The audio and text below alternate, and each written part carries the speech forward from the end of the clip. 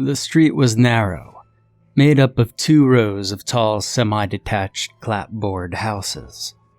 The street ran at an exact right angle to the track of the sun across the sky. Because of this, and the tallness of the houses, and the narrowness of the street, the sun touched the front doors of the houses only at midday. Even on sunny days, the road was usually in shadow. The long, damp shadows bred dank green mosses and sparse yellow lichens in the cracks between the boards. The slats of light that broke down the alleyways cut the blacktop like a barcode. In one of these houses there lived a mother and a father and a little boy. The mother was big, burly, with a thick mop of red-brown hair. She liked Western philosophy and drove a pickup truck that she had christened the Skip Mobile. She worked freelance for building firms. The father was tall and thin and wore thick glasses. He wrote essays on chemistry and sometimes analyzed samples sent by courier van from a college in the nearest city. The boy was small and scrawny and didn't do much. They moved to the town in the spring of the boy's 7th year. Summer holidays, a wet August afternoon, a Sunday, a fine drizzle falling.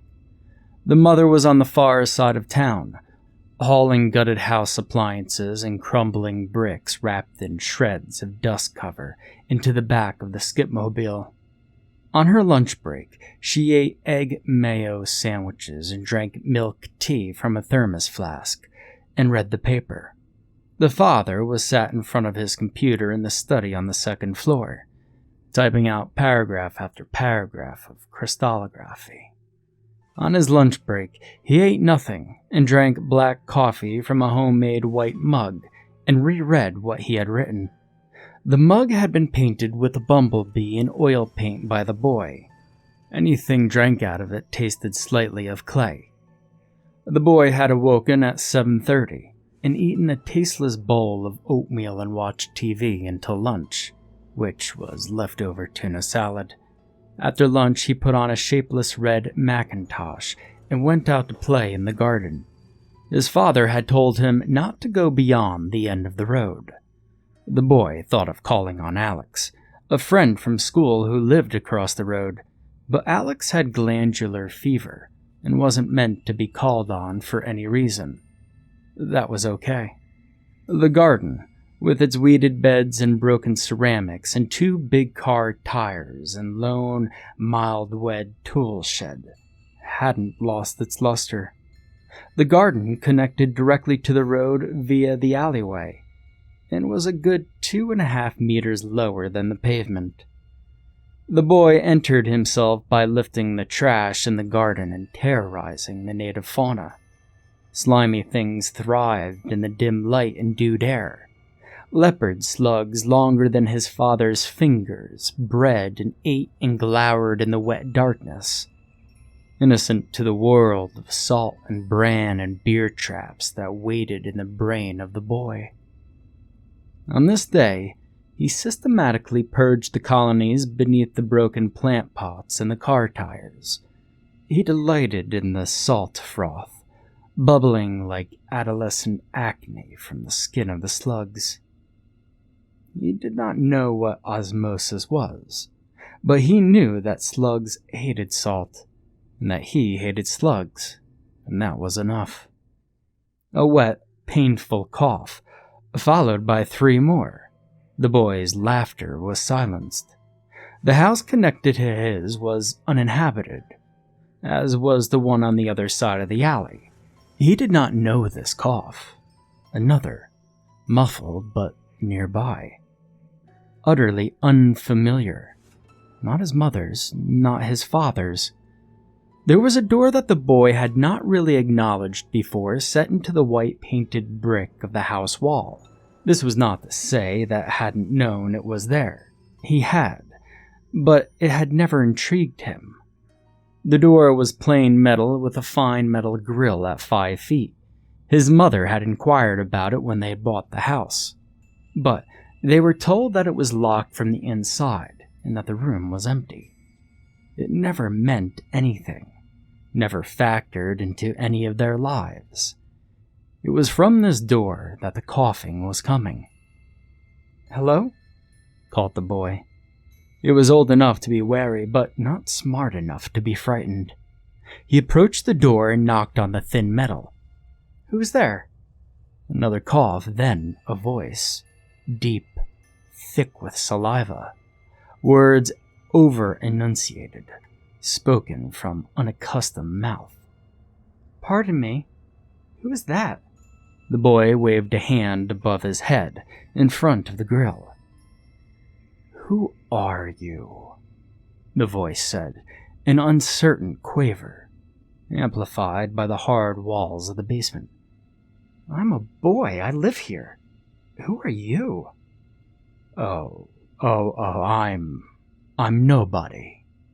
The boy didn't quite know how to respond to this. He was talking to somebody, but that somebody was nobody. "What are you doing in there?" Another cough, phlegmy and harsh. "This is my home. I live here." "But this door is locked. How did you get in there?" "I have lived here since I was a very little boy." "Oh." The boy paused and looked at his Wellingtons. The high wall sheltered him from the rain. His light green corduroy trousers were slathered in dark, creamy mud. "But what do you eat in there anyway? Don't you have any food?" A droolish chuckle, soft. It unnerved the boy. "Oh, I manage just fine." The boy kicked at the mud with his feet. "Do you go to school, little boy?" "Yes, I go to infant school." "Ah, ha, ha. I went to school once. Do you like it?"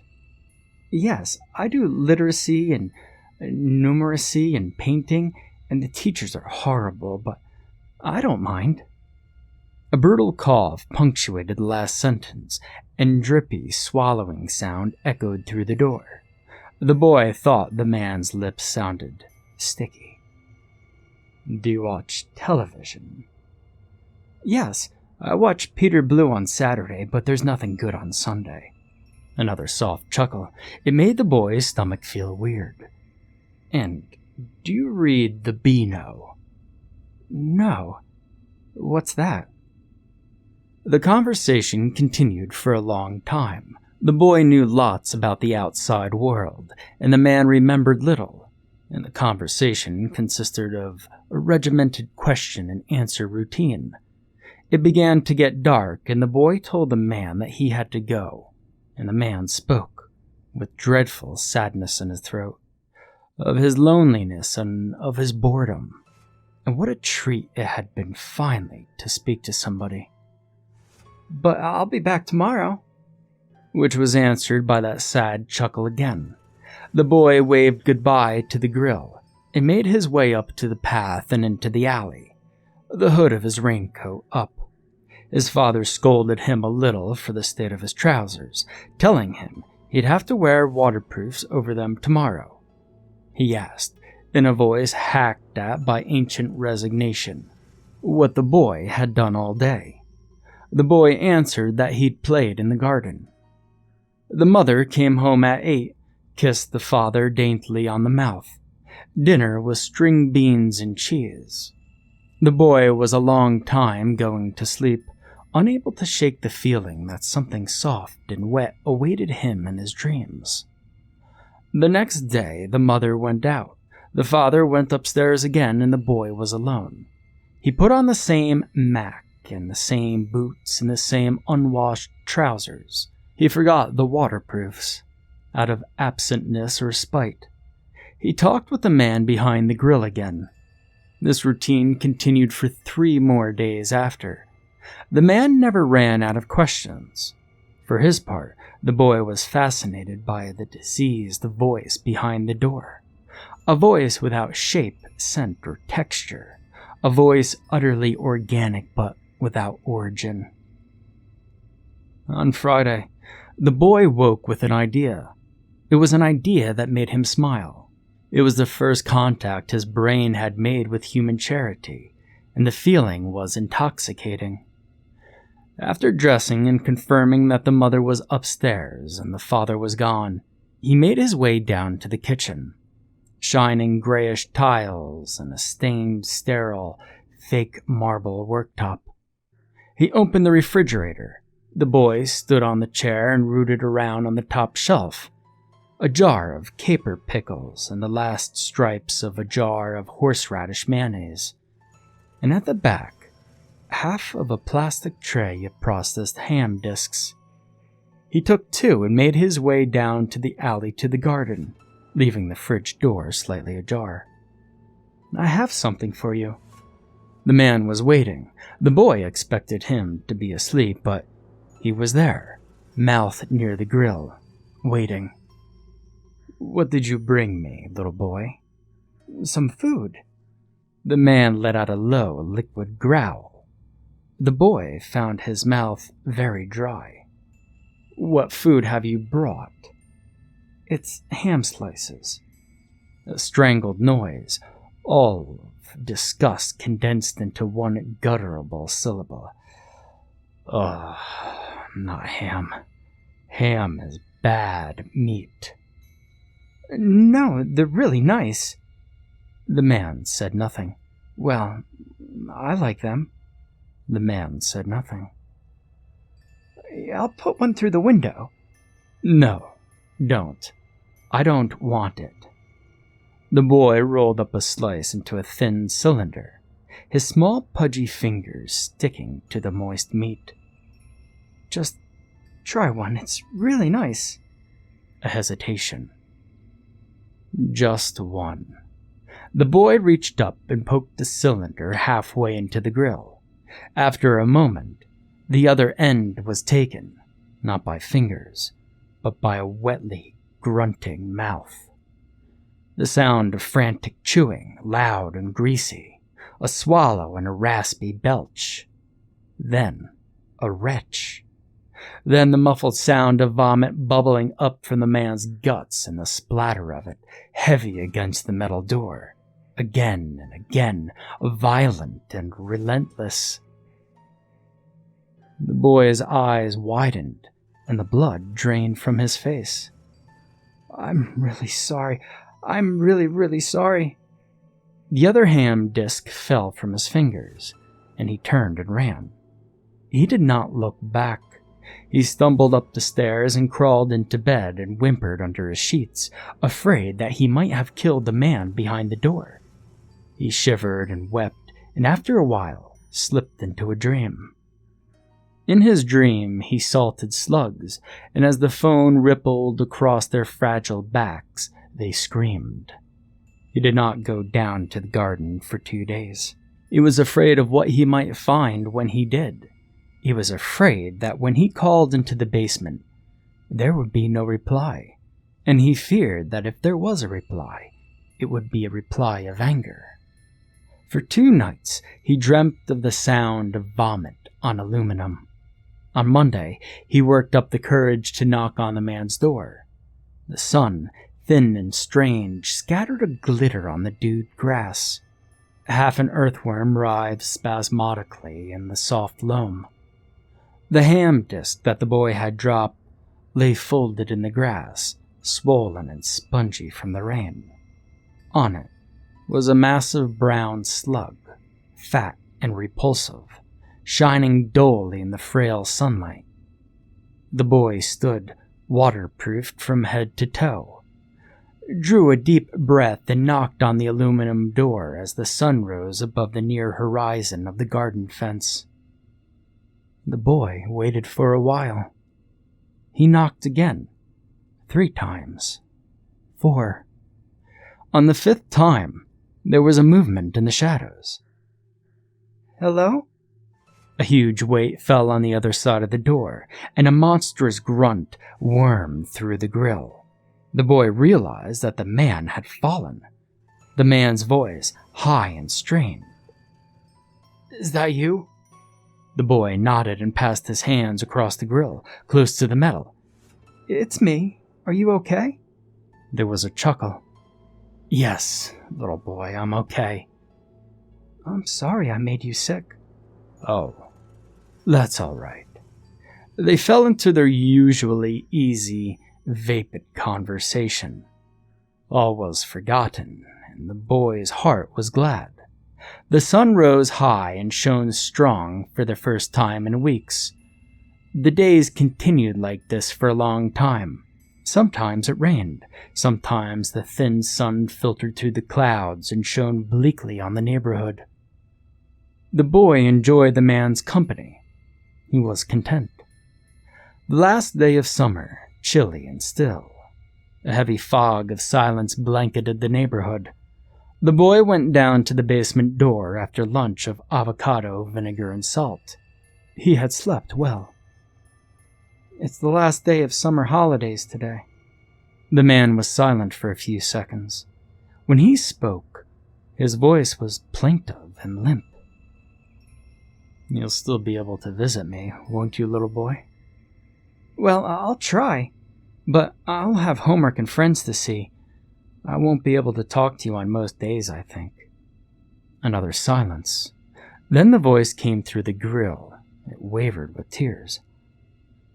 "All right, I see. Will you do one thing for me, little boy, so I won't forget you?" "Yes, what do you want me to do?" "I want you to go into your kitchen when your mummy's not looking and find the salt. You do have salt, don't you?" "Yes." "Well, get the salt cellar, lick your finger, and grind some salt into your palm and cover your finger with salt. Can you do that for me?" "Well, okay." The boy left the man, shaken but confident in his friend. Besides, residual guilt from the ham incident still worried at his mind. Up the garden path, the sun was crawling down the alleyway. Opened the screen door, quiet and methodical.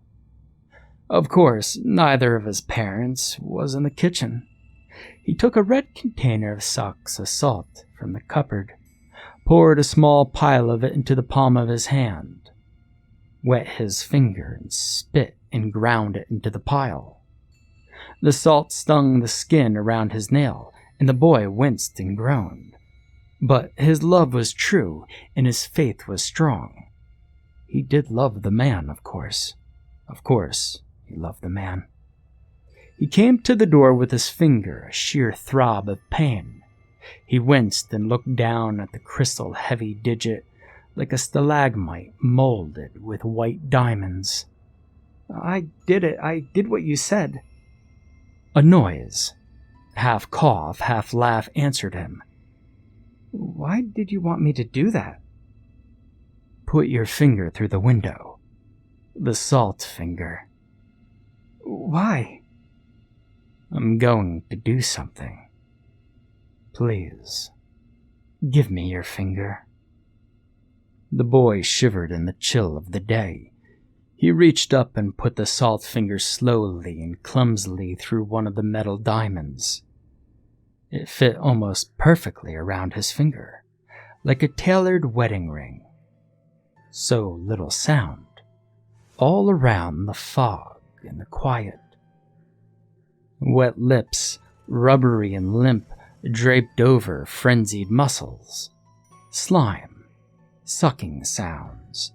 The boy tried to draw his finger back, and he tried to scream, but his voice would not come. A tongue, rough, muscular, coiling, undulating like a dying slug.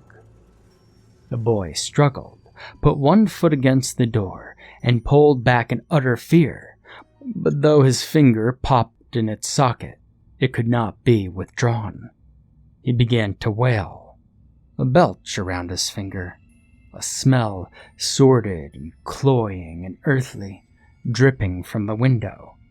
And finally, slowly, the vaguest suggestion of sharp tooth emerging from the murky waters of tongue and lip. a rotten iceberg looming from an ocean of disease. Pain.